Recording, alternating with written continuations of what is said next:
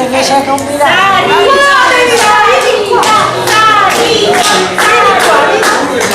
Vai le sorelline, vai! Vai le sorelline!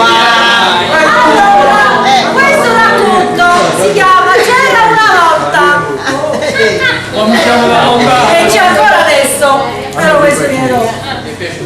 Apriamo il libro! Che fai? Ascolta. Silenzio. Allora, c'era una volta. Così iniziano tutte le fiabe. Ma noi possiamo essere più precisi.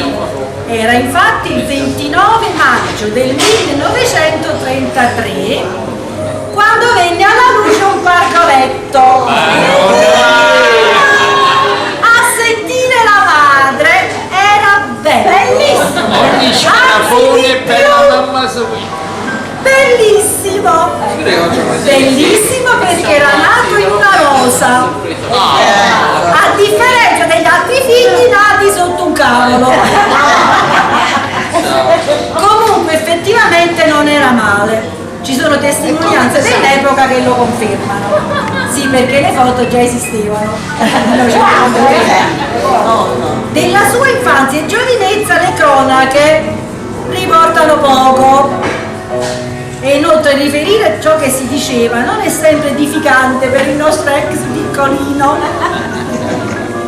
Il ragazzetto in questione pare fosse al contempo generoso, altruista, meticoloso nel vestire, Anche una! testardo, pignolo, furbetto ma nella norma, ma anche protetto dalla norma e comunque piaccione, studioso, non si è mai appurato, ma sembra che il preside lo citasse come esempio di buon comportamento da seguire, contrapponendola alla povera sorella.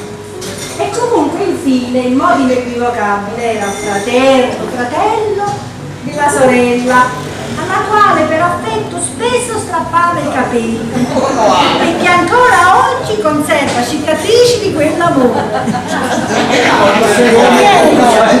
Io sto parlando di te, tu che protagonisti sei tu, soltanto le malefatte tue. E passano così i primi anni. Poi il nostro uomo viene, come tanti, risucchiato dal servizio militare, che alla sua epoca era molto di moda, e va temporaneamente a fare danni altrove. Quando torna, inizia il lavoro. Anche questo era di moda allora. C'era più che altro. Ma sono le feste o semplicemente le uscite serali con gli amici che gli conferiscono, o meglio accentuano un'altra caratteristica, quella dell'uomo umbro, cosiddetta a causa del suo passo felpato, cosa che faceva stare in ansia gli occupanti della casa, che a tarda notte in modo amletico si domandavano: ma Sarino c'è o non c'è? Ma sarà rientrato o no?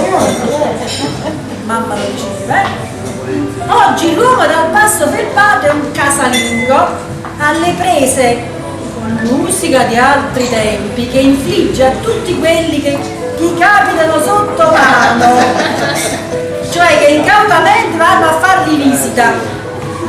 È un casalingo alle prese con la pentola, una sola, quella della pasta, e con la lavatrice, ma purtroppo è affetto anche da due malattie ormai considerate inguaribili.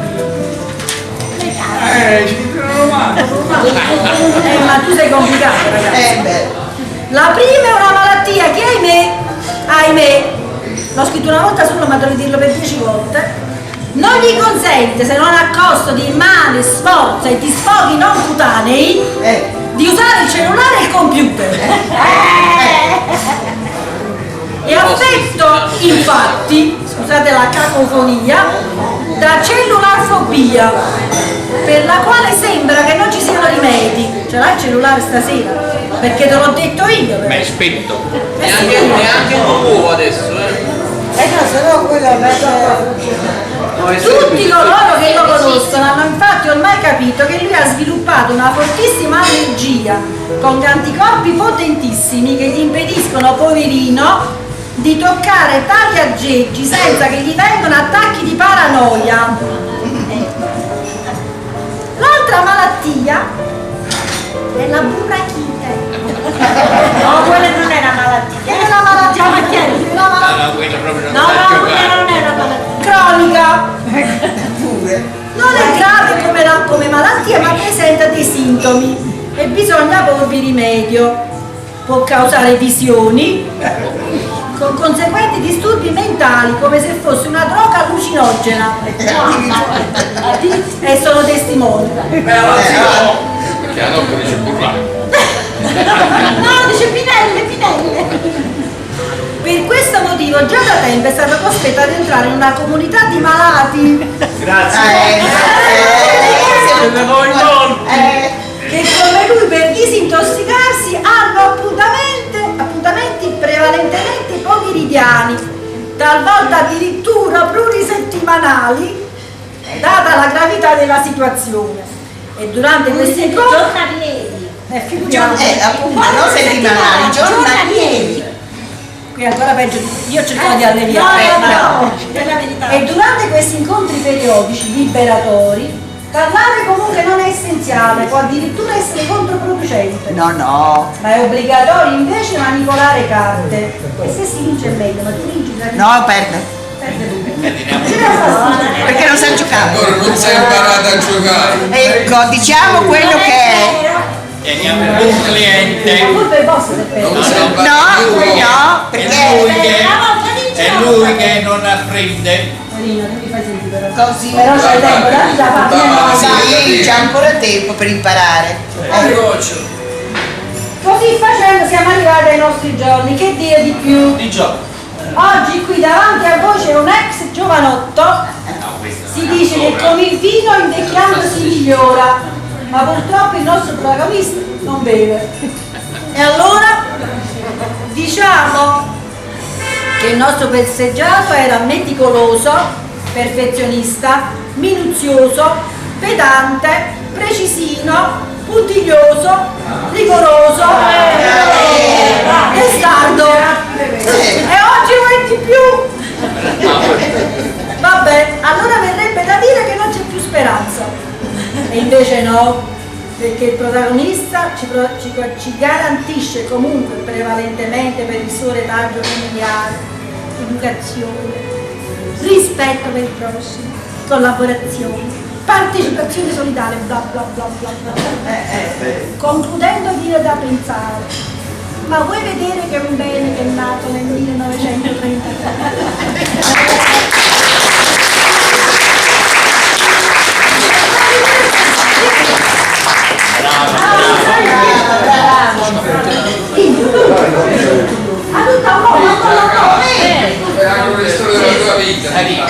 Ti tocca ora fare anche tu un discorso. Questo si deve andare Devi fare anche tu un discorso. Tenevi pure i capelli. Sorellina deve fare il discorso anche lui. Dai, dici Sì, dai.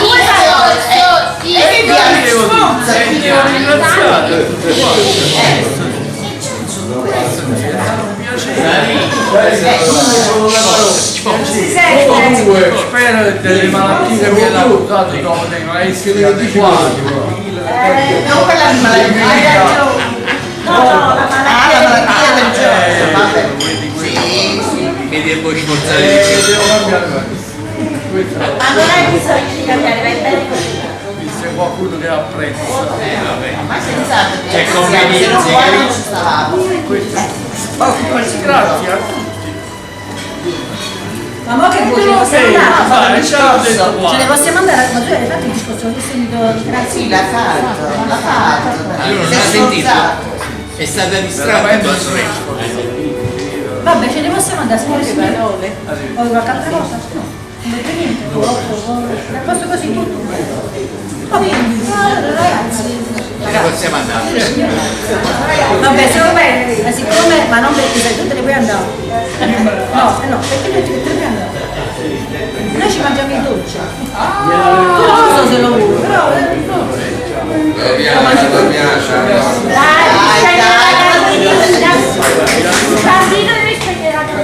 Le facciamo spegnere la candela. Che diventerà una dinamitata.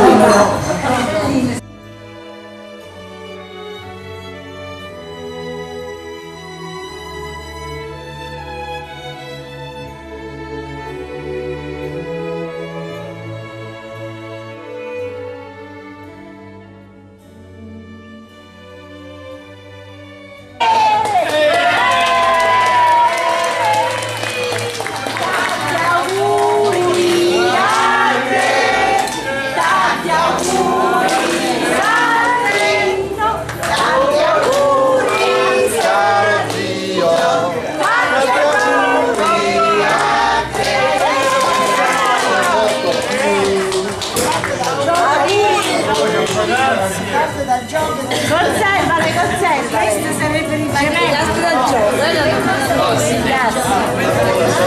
gioco.